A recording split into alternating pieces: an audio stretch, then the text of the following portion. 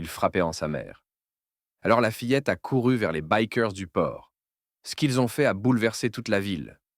Le soleil venait à peine de se lever sur le port de Sète, répandant sur les pavés une lumière d'ambre et d'eau salée. Le café du coin s'emplissait de l'odeur de pain grillé et de cuir chaud. Autour d'une dizaine de Harley alignés comme des fauves au repos, les loups de la route prenaient leurs petits déjeuners, rieurs, bruyants, intimidants pour ceux qui ne les connaissaient pas. On les croyait durs, parfois dangereux. Mais derrière les tatouages et les vestes en cuir, il y avait des cœurs cabossés, des hommes qui avaient survécu à la rue, à la prison, à la perte. Leur rire couvrait le grondement des moteurs, jusqu'à ce qu'un cri déchire le matin. Une petite fille apparut, courant pieds nus sur l'asphalte. Robe rouge, cheveux emmêlés, les joues rayées de larmes. Elle trébucha presque, leva la tête et hurla d'une voix déchirante. « Aidez ma maman! Il la frappe! S'il vous plaît !» Le silence tomba sur tout le port. Même les moteurs semblèrent se taire. Si tu crois qu'un seul geste peut tout changer, abonne-toi et reste jusqu'à la fin. Cette histoire te fera pleurer, mais elle te redonnera foi en l'humanité. Le chef du groupe, Luc Grizzly Moreau, releva la tête. Un géant de 40 ans, barbe poivre et sel, regard bleu acier, tatouage jusqu'au poignet. Il posa sa tasse, essuya ses doigts sur un torchon et s'avança lentement vers la fillette. Autour de lui, ses frères de route s'étaient tus, fixant la scène sans comprendre encore. La gamine tremblait de tout son corps, sa respiration coupée, la panique dans les yeux. « Doucement, petite, » dit Grizzly en s'accroupissant à sa hauteur. Il posa une main sur son épaule. « Où est ta maman ?» La petite sanglotait. « Là-bas, près du terrain de caravane. Des hommes. Ils la frappent !» Le regard de Grizzly se durcit instantanément. Il se releva d'un mouvement sec. Sa voix claqua comme un ordre militaire. « Marco, Taz, avec moi. Les autres, restez avec la gamine. » Sans un mot de plus, 3 moteurs rugirent. Leur vrombissement fit vibrer les vitres du café. Les passants s'écartèrent, surpris, certains croyant à une bagarre entre bikers. Mais non. C'était une autre sorte de combat. Le trio s'élança sur la route, leur Harley déchirant le calme du matin. Le vent fouettait leurs visages, les phares découpaient que la poussière. Grizzly sentait l'adrénaline monter, cette colère pure qu'il n'avait pas ressentie depuis des années, pas pour lui, mais pour quelqu'un d'autre. Une gosse, une mère, une injustice de plus. Pendant ce temps, au café, la fillette s'était assise à l'intérieur. Une serveuse lui avait donné un chocolat chaud, un biker avait déposé sa veste autour de ses épaules, énorme sur son petit corps. Elle fixait la fenêtre, le regard perdu vers la route. « Comment tu t'appelles, petite ?» demanda la serveuse. « Emma. »« Et ta maman ?»« Sophia. » Elle se mordit la lèvre, retenant des larmes. Il était sorti de prison hier. Je savais qu'il allait venir. Maman m'a dit de courir. Ses mots se perdirent dans un sanglot. Un des bikers, un grand type chauve au regard doux, posa sa main sur la table. « T'inquiète pas, princesse. Ils vont la ramener. » Dehors, le grondement des moteurs s'éloignait, avalé par la route, qui serpentait entre les hangars du port. La route quittait le front de mer et s'enfonçait derrière les entrepôts, là où le bitume se craquelait et où les herbes folles rongeaient les bas-côtés.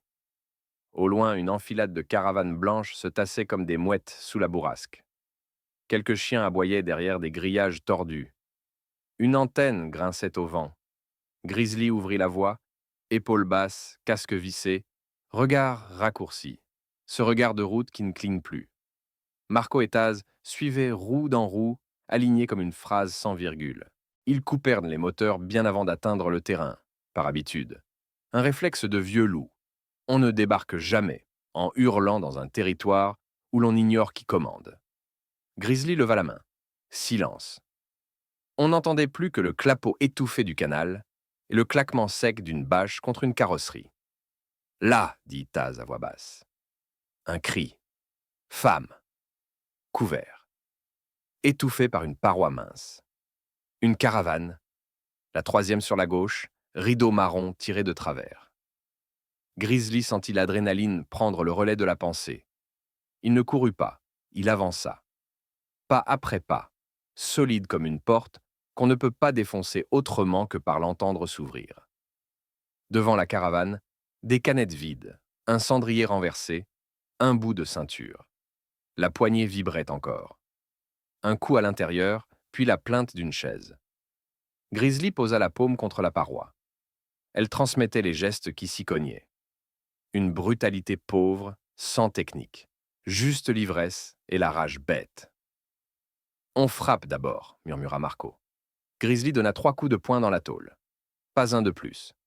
Police lança-t-il. Mensonge conscient, utile, qui arrête parfois l'imbécile au milieu de son geste. Un silence. Puis une voix pâteuse, malsaine. Barre-toi, qui que t'es, c'est chez moi ici. Le chez moi sonna faux jusque dans le métal. Grizzly échangea un regard avec Taz. Une fraction de seconde. Il hocha. À 3, dit-il. Marco attrapa la poignée. Taz prit appui. Grizzly posa l'épaule. 1, 2, 3. La porte céda dans un cri de charnière sèche. L'intérieur était étroit, saturé d'alcool et de sueur. Une lumière sale tombait d'un lanterneau. Le décor, Grizzly l'aspira d'un coup d'œil. Lit défait, évier bouché, bouteilles cassées, cendrier plein, mur jauni. Et contre la cloison de la kitchenette, Sophia, la mère. Cheveux tirés, joues marquées d'un bleu frais, bras en garde maladroite, dos plaqué à un meuble, son souffle trop court. En face d'un homme, 35 ans peut-être, trapu, cou tatoué, yeux rougis, le poing encore levé. Tout se passa sans cri inutile. Grizzly entra dans l'espace du type, comme on annule une direction. Un pas, un quart de tour, sa main verrouilla le poignet, sa hanche remit la gravité du bon côté. Le poing inutile heurta le vide, l'autre main du type chercha un appui. Taz la trouva avant. Prise nette, épaules tournées, bras immobilisés contre le plan de travail. Marco coupa la possibilité d'un coup de pied en plaçant sa botte sur le tibia, juste assez pour le clouer, mais pas pour casser. Le geste sentait la route, la bagarre qu'on n'aime pas, mais qu'on connaît. Stop, un seul mot de Grizzly. Il avait cette voix grave qui n'a pas besoin d'être forte. L'homme haleta, tenta un sursaut. La prise se resserra. Taz approcha son visage du sien, un calme dangereux, presque triste. Ça suffit. Grizzly jeta un coup d'œil à Sophia. Elle tremblait, une coupure fine au coin de la lèvre, les mains sans savoir où se mettre.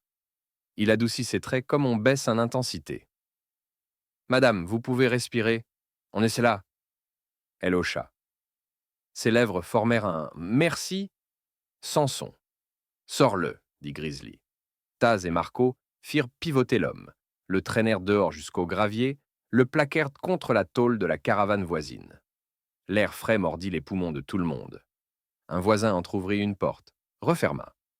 Un chien gémit. « Lâchez-moi, pute !» commença l'homme. La phrase mourut quand le regard de Grizzly rencontra le sien. On pouvait lire dedans quelque chose de simple. La limite. « Écoute-moi bien, dit Grizzly sans hausser la voix. Elle t'a quitté. Tu sors de tôle et tu viens cogner, c'est fini. C'est ma femme. Non, une femme n'est pas un lieu. On n'y revient pas comme dans un bar. » Grizzly fit signe. Marco retira le couteau de cuisine glissé à la ceinture de l'homme et le jeta dans la caravane, loin du pied. Taz desserra un rien la pression. Juste de quoi le faire sentir tenu, mais pas humilié. Grizzly sortit son téléphone, appuya sur un contact favori. Brigade de 7 ? Oui. Agression en cours, terrain des caravanes, allée des salicornes. Victime sécurisée, agresseur maîtrisé. On vous attend. Il raccrocha, posa ses paumes de chaque côté de la tête de l'homme, sans toucher, juste pour encadrer son champ de vision. Tu vas rester là. Tu vas respirer. Et tu vas réfléchir à la seule question importante. Qu'est-ce qui t'a fait croire qu'elle t'appartenait ? De l'intérieur de la caravane, un bruit de verre. Grizzly se retourna. Sophia, les mains qui n'arrivaient pas à se calmer, cherchait un gobelet, renversait, ramassait, renversait encore. Il entra, ramassa doucement les morceaux. Laisse. Tu n'as rien à prouver, ni à lui, ni à moi. Elle se laissa glisser sur la banquette, le visage entre les mains. Une mèche de cheveux collait à sa tempe. La honte et la colère se bousculaient dans son souffle. « Ma fille !» « Emma !» Elle a couru vers le port. Je lui ai dit de fuir et de crier. J'avais peur que personne ne l'écoute. Grizzly sentit quelque chose bouger sous sa cage thoracique. Cette vieille douleur qui remonte lorsque l'enfance d'un autre ressemble un peu trop à la vôtre. On l'a entendue. Elle est en sécurité. Elle t'attend au café. Vous êtes qui? Il esquissa un sourire qui n'avait rien de bravache. Des types qui n'aiment pas les lâches. Dehors, la sirène commençait à poindre, lointaine, un filet bleu au bout de la rue. Taz avait relâché la pression juste assez pour que l'homme puisse sentir ses jambes. Marco surveillait les alentours, posture relâchée et muscles prêts. 2 gamins en trottinette s'étaient arrêtés au bout de l'allée, les yeux ronds. Grizzly fit un petit signe de tête. « Circulez, les mômes !» Ils disparurent. « La police arrive !» lança Marco. « Très bien, répondit Grizzly. On reste. Pas de fuite, pas de posture. Ils font leur boulot, on explique. » Il se tourna vers Sophia. « Tu veux que je t'accompagne dehors ?» Elle hésita. La peur a l'habitude de dire « non ». Puis elle hocha. Il lui tendit sa veste. Beaucoup trop grande. Elle la serra autour d'elle comme un bouclier. « Ça sent le cuir et la route », dit-elle malgré elle, avec un sourire nerveux. « C'est notre parfum », plaisanta Taz. « Édition limitée. » Le gyrophare bleuit l'allée. 2 policiers descendirent. Geste mesuré. Regard qui balayèrent ta chaîne. Ils virent les tatouages, les blousons, le type plaqué contre la tôle. Et leur posture hésita une demi-seconde. Ce moment où les images reçues dans une formation se frottent au réel. « Messieurs, bonjour », dit Grizzly en levant les mains, paumes ouvertes. « On s'appelle les loups de la route. On a maîtrisé un agresseur. La victime s'appelle Sophia. Elle a des traces visibles. On n'a frappé personne. On a juste immobilisé. » Le plus âgé des deux, un brigadier au regard rincé, hocha. « On prend la suite !» Ils passèrent les menottes à l'homme qui protesta, bafouilla des « c'est chez moi !» sans plus de conviction. « Chez vous ou pas, la loi est la même !» répliqua le policier. « Vous fuyez pas ?» demanda l'autre flic, presque surpris, aux bikers. « On fuit quoi? La honte ?» répondit Taz. « On a déjà donné. » Le brigadier regarda Sophia. « Madame, vous voulez porter plainte ?» Il n'y avait pas de bonne réponse à cette question-là. Pas dans l'instant. Porter plainte, c'était rouvrir, raconter, exposer. Ne pas porter plainte, c'était laisser une porte entr'ouverte. Sophia leva les yeux vers Grizzly, comme si elle cherchait un accès à sa propre force. Il ne dit pas oui, ne dit pas non. Il posa simplement sa main, lourde et chaude, sur le dossier de la banquette à côté d'elle, un appui silencieux. « Oui, dit-elle finalement. » Sa voix ne trembla pas. « Très bien, madame. On vous emmène à l'hôpital pour constat, puis au commissariat. Ma fille m'attend. » « On s'en occupe, dit Grizzly. On vous suit jusqu'au café. » Les policiers acquiescèrent.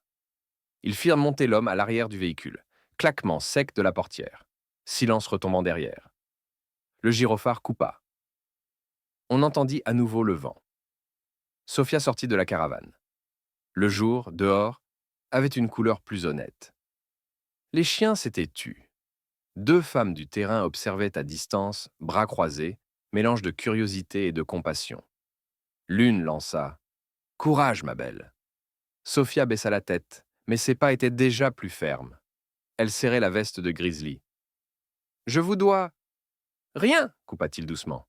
« Tu ne nous dois rien !»« C'est nous qui te devions ça. » Ils regagnèrent les motos.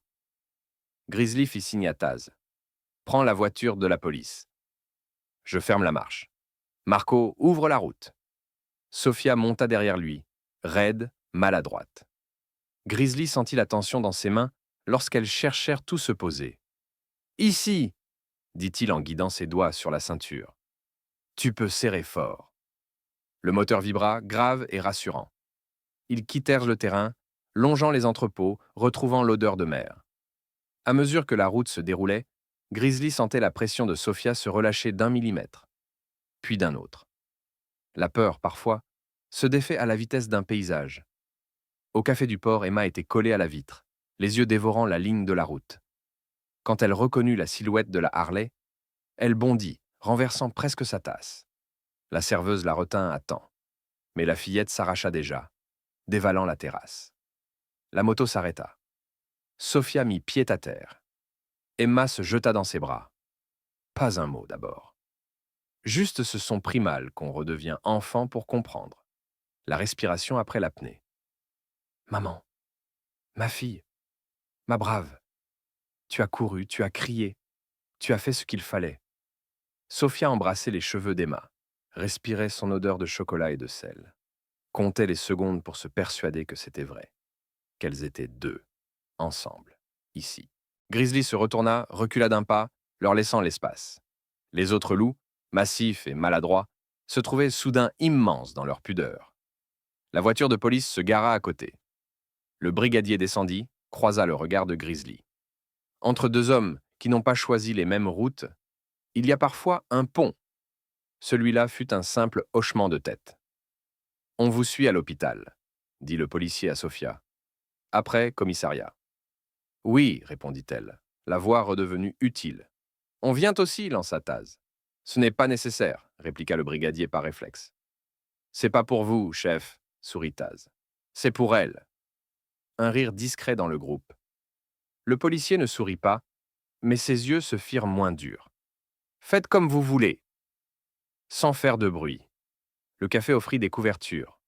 Le patron, un homme sec à moustache, sortit 2 bols de soupe fumante sans rien dire. Les bikers, presque gênés, posèrent leurs vestes, formant autour de Sophia et d'Emma un rempart de cuir et de chaleur. Un client filmait discrètement. Marco leva un doigt sec. Non. L'homme baissa son téléphone. Comment tu t'appelles demanda Taz à la fillette. Emma. Emma, tu sais ce que t'es? Une fille? Plus que ça. T'es la sonnette d'alarme qui marche quand tout le monde dort. T'as réveillé le porc. Emma eut un demi-sourire. Celui qui tremble encore mais qui s'accroche. Elle appuya sa joue contre la veste noire posée sur ses épaules. Grizzly regarda l'horloge au mur. À la même heure, d'habitude, il enfilait ses gants pour une balade, la tête vide. Là, il se sentait plus plein qu'un plein. Il ne chercha pas à comprendre. Certaines journées n'ont pas besoin d'explication. Elles ont besoin de suite. On t'emmène, dit-il à Sophia. Après l'hôpital, on repassera ici. Une table nous attendra. Le patron du café, sans lever la tête, répondit comme s'il parlait à ses tasses. Elle attendra, oui. Et ce sera pour moi. La police remonta en voiture. Les loups se répartirent. Moto devant, moto derrière, car c'est ainsi qu'on escorte ce qui compte. Lorsque le convoi s'ébranla, les passants, d'abord curieux, se turent. Certains retirèrent de leurs casquettes, d'autres posèrent une main sur le cœur sans savoir pourquoi. Le grondement des moteurs, ce matin-là, n'avait rien d'une menace. C'était un hymne. Au moment où la Harley de Grizzly s'engageait sur la route, Emma se tourna pour un dernier regard vers le port. Elle vit un goéland découper le ciel, très haut, très libre. Elle prit la main de sa mère. « Tu as eu peur ?»« Oui, » répondit Sophia.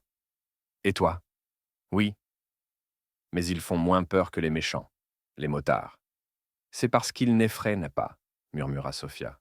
Ils entourent. La moto prit de la vitesse. Dans le miroir, Grizzly aperçut, minuscule, la silhouette du café qui rapetissait. Il pensa à la suite. Pas seulement aux coups reçus, au bleu, au papier, mais à ce qu'il faudrait construire après. Il savait déjà qu'il ne disparaîtrait pas au premier virage. Il resterait. Un jour, 2 jours, le temps qu'il faut pour qu'un merci cesse d'être une nouvelle et devienne un quotidien. Et tandis que la ville s'ouvrait devant eux, il serra un peu plus le guidon, comme pour tenant le fil de cette histoire.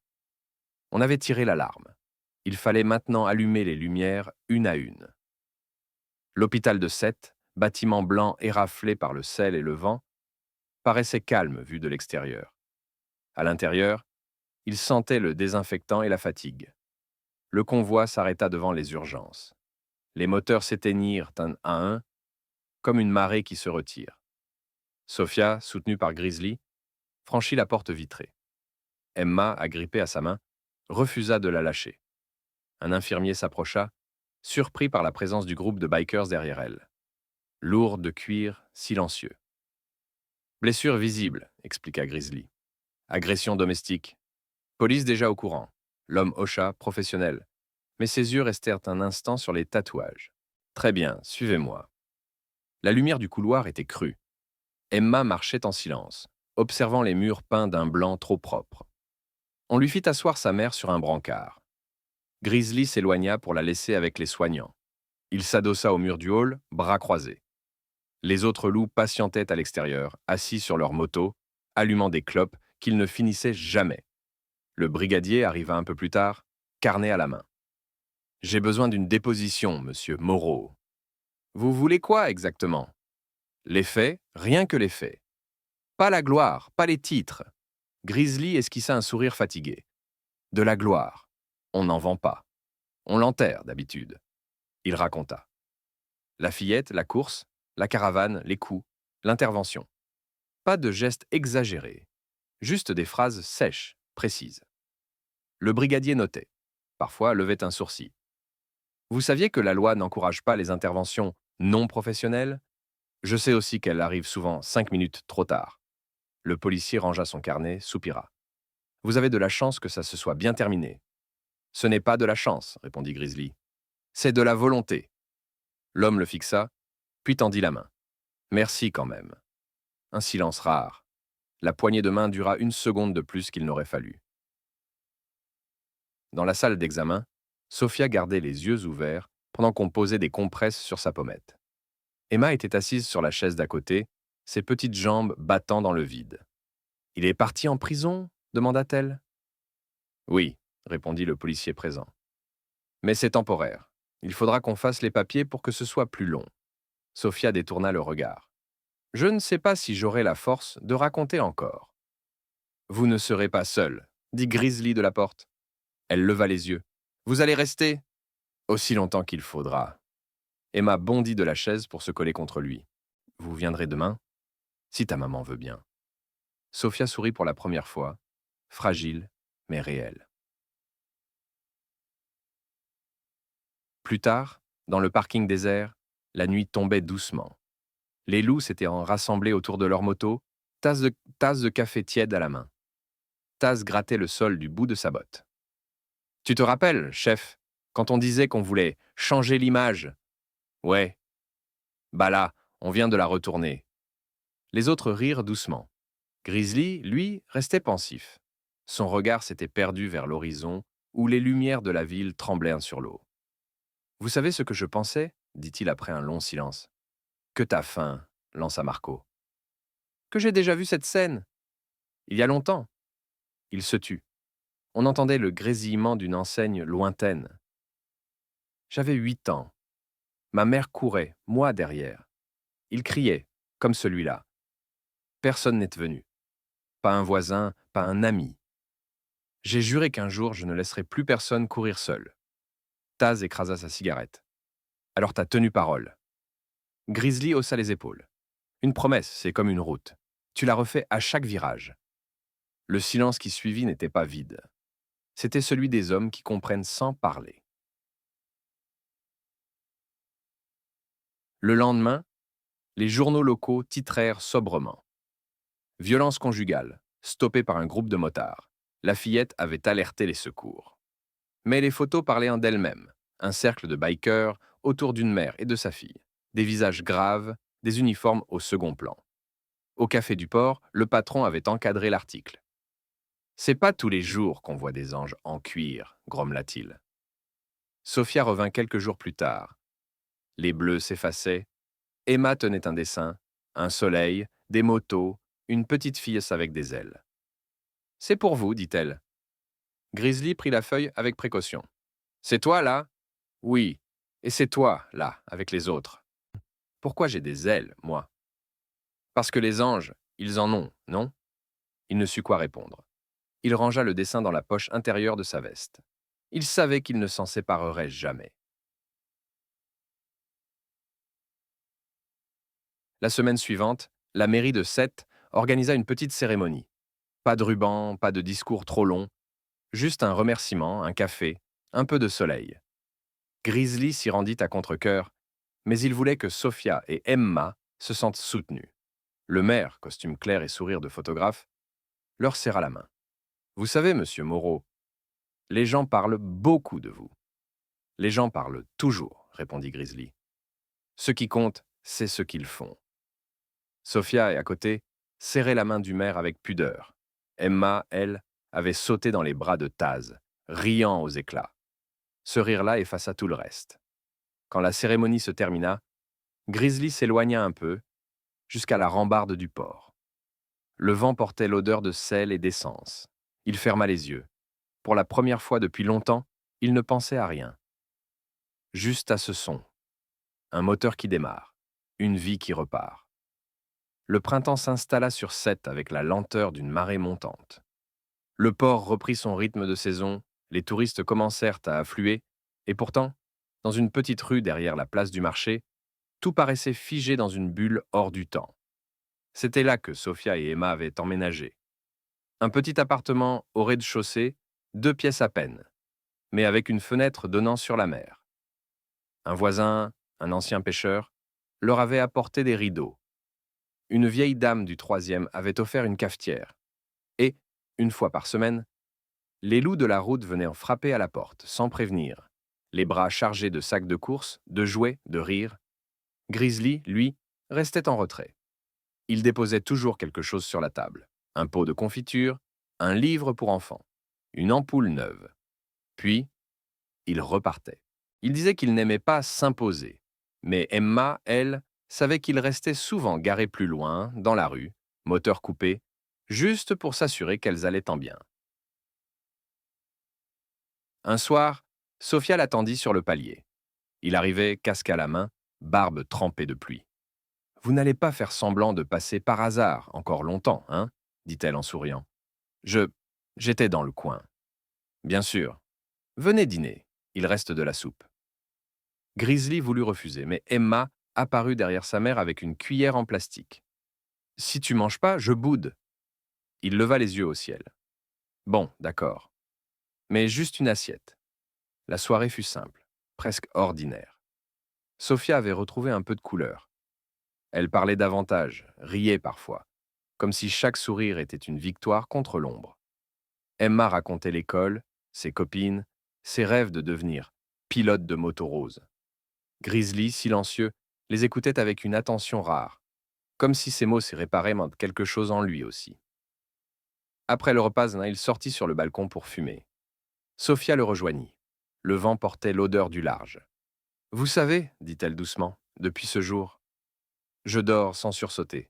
Tant mieux. Je me demande parfois pourquoi vous êtes revenu. Pourquoi vous vous en mêlez encore ?» Grizzly resta un moment sans répondre. « Parce qu'on n'a pas toujours su intervenir à temps. Et cette fois, on l'a fait. » Elle le regarda longuement. Il évitait son regard, fixant les phares qui passaient sur la route en contrebas. « Vous avez un cœur énorme sous tout ce cuir, Grizzly. » Il eut un rire bref. « Ne dites pas ça trop fort. Ça ruinerait ma réputation. » Les mois passèrent. Sophia retrouva un emploi à la petite librairie du port. Emma grandissait vite, pleine de vie, toujours perchée sur les genoux de Taz ou accrochée à la barbe de Marco chaque fois que les bikers venaient. Le café où tout avait commencé était devenu un lieu de rendez-vous. Sur un mur, un cadre. Ne jamais ignorer un cri. C'est parfois la seule arme qu'il reste à un innocent. Mais dans l'ombre, quelqu'un ruminait. L'ex-compagnon de Sophia, celui qui avait été arrêté, venait d'être libéré, sous condition. Personne ne l'avait prévenu. Une nuit, alors que la pluie tombait drue sur la ville, un bruit fit sursauter Sophia. Des pas dans la cour, une ombre devant la fenêtre. Le cœur battant, elle attrapa son téléphone, hésitant à appeler Grizzly. Mais avant qu'elle ait pu composer le numéro, un poing frappa la vitre. Un hurlement traversa l'appartement. « Sophia, ouvre cette porte, ou je la défonce !» Emma sortit de sa chambre, terrorisée. « Maman ? C'est lui !» Sophia blêmit. « Reste là, chérie, ne bouge pas !» Elle recula vers le couloir, la main tremblante. Les coups redoublèrent, brutaux, sauvages. Et soudain, le moteur familier d'une Harley gronda dehors. Un autre, puis un troisième, puis une dizaine. que les loups étaient là. Grizzly descendit de sa moto, trempé, visage fermé. Marco et Taz l'encadraient. Le type, debout sous la pluie, se figea en voyant la masse sombre se déployer autour de lui. Un cercle de cuir et d'acier, silencieux, menaçant. Grizzly s'avança, la voix basse. « Tu vas t'en aller maintenant. »« C'est ma femme !» hurla l'homme, ivre de rage. « Non !» répondit Grizzly. « C'est une femme libre. Et t'as 5 secondes pour tourner les talons. » Il resta là, défiant, le poing levé. Grizzly soupira. En une seconde, Taz fit un pas, attrapa le poignet de l'homme et le tordit dans un craquement sec. Le cri se perdit sous la pluie. « On t'a prévenu, » dit Marco. La police arriva 5 minutes plus tard. L'homme fut emmené. Sophia, tremblante, serrait Emma dans ses bras sur le seuil. Grizzly s'approcha, posa sa main sur son épaule. « C'est fini. »« Je sais, mais j'avais tellement peur. »« Pas besoin d'avoir peur. T'as une armée maintenant. » Elle sourit faiblement. « Oui, une armée d'anges en cuir. » Le lendemain, le soleil se leva sur Seth, lavé par la pluie. Dans la rue, les Harley brillaient. Emma courait entre elles, riant aux éclats. Grizzly la regardait, un café à la main, le cœur plus léger qu'il ne l'avait été depuis des années. Et pour la première fois depuis longtemps, il sut que certaines histoires, même les plus sombres, pouvaient finir avec de la lumière. Le lendemain de cette nuit d'orage, le port de Sète se réveilla avec une étrange effervescence. Des caméras, des micros, des voitures marquées « Presse ». Les habitants avaient parlé, les réseaux sociaux avaient tourné. Les Beakers du port ont encore sauvé une femme et son enfant. En quelques heures, les loups de la route étaient devenus des légendes locales. Mais pour Grizzly, Marco et Taz, la célébrité avait un goût amer. Ils n'avaient jamais cherché la lumière. Ils n'avaient fait que ce que personne d'autre n'avait eu le courage de faire.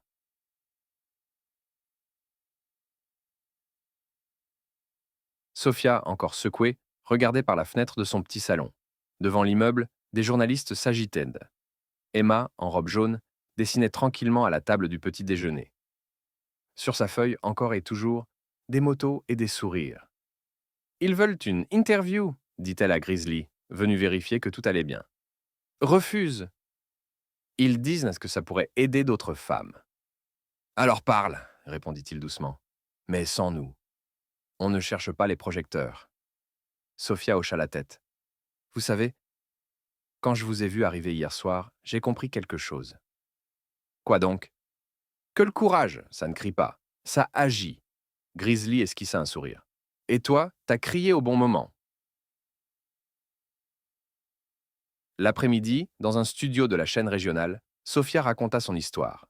Pas de fioritures, pas de drame ajouté, juste la vérité, la peur, la fuite, la main tendue d'inconnu qu'on n'aurait jamais cru capable de tendresse. Quand la journaliste lui demanda ce qu'elle voulait dire à ses sauveurs, elle répondit simplement « Merci ». Mais surtout, merci pour toutes les femmes qu'ils n'ont jamais connues et qu'ils ont sauvées sans le savoir en donnant l'exemple. L'émission fit le tour de la France. Les commentaires affluaient « Ces hommes sont des héros ». Des anges en cuir, oui, c'est le mot. La vraie force, c'est celle du cœur. Le soir même, les loups se retrouvèrent comme toujours au Café du Port. Les écrans diffusaient l'interview. Taz grogna, moqueur. « Regarde, chef, t'es presque beau à la télé. » Grizzly leva les yeux sans sourire. « On n'est pas des héros. On est juste des types qui refusent de détourner le regard. » Marco hocha lentement. « Peut-être. Mais t'as vu la gamine ? Elle rit. Elle court. Ça, c'est une victoire. » Le silence s'installa. Dehors, la lumière du soir dorait les pavés humides. Emma entra dans le café en courant, tenant quelque chose dans sa main. Un petit carnet, couvert de dessins colorés. « C'est pour toi, Grizzly. » Encore un dessin ? Non, un livre. Je l'ai appelé « Les loups et la petite fille du port ». Elle le posa fièrement sur la table. Les pages étaient pleines de visages ronds, de motos dessinées à la hâte, de cœurs maladroits. Sur la dernière page, en lettres tremblées, « Merci d'avoir fait taire le mal. Merci d'avoir fait parler le bien. » Grizzly sentit sa gorge se serrer. Il la prit doucement dans ses bras. « Tu sais quoi, princesse ? Ce livre, il vaut tous les trophées du monde. Quelques semaines plus tard, la vie reprit son cours. Sophia travaillait de plus en plus à la librairie. Emma allait à l'école, pleine d'énergie. Et les loups, eux, continuaient de rouler. Pas pour fuir, mais pour veiller. Ils passaient parfois devant l'immeuble, sans klaxonner, juste pour s'assurer que tout allait bien. Un soir, alors que Grizzly roulait seul sur la route du littoral, il s'arrêta au bord de la falaise. Le ciel saignait d'un couchant orangé. Il sortit le petit carnet du blouson d'Emma, le feuilleta lentement, et sur la dernière page, il ajouta de sa main, maladroite. On ne choisit pas d'être des anges. Parfois, on le devient parce qu'on ne supporte plus de voir les démons gagner. Il rangea le carnet, remit son casque. Le moteur rugit, déchirant le silence du crépuscule. La route s'étirait devant lui, longue, ouverte, comme une promesse.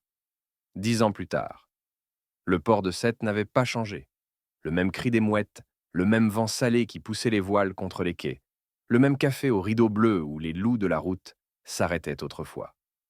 Mais le vieux tilleul planté derrière la terrasse avait grandi, immense, projetant une ombre douce sur les tables du matin. Ce samedi-là, une jeune femme s'installa à cette terrasse. Cheveux châtains relevés, chemise blanche, regard calme. Elle posa sur la table un carnet usé, aux pages jaunies et aux dessins d'enfants. Moto, soleil, sourire maladroit. Une serveuse s'approcha, souriant. « Vous êtes Emma, c'est ça ?»« Oui. Vous vous souvenez encore de moi ?»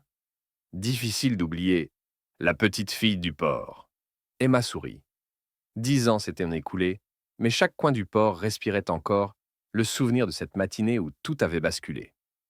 À côté d'elle, un garçonnet de 7 ans triturait un petit jouet en forme de moto. « Maman, c'est ici que ça s'est passé ?»« Oui, mon cœur. C'est ici que les bikers ont arrêté les méchants. » « Et le monsieur, le grand avec la barbe ?» Emma hésita, puis sortit de son sac une vieille photo. Elle, toute petite, blottie contre un homme massif en cuir noir, sourire discret sous la barbe grise. Lui, c'était Grizzly. L'enfant observa la photo un long moment. « Il est encore là ?»« Pas vraiment, » répondit-elle doucement.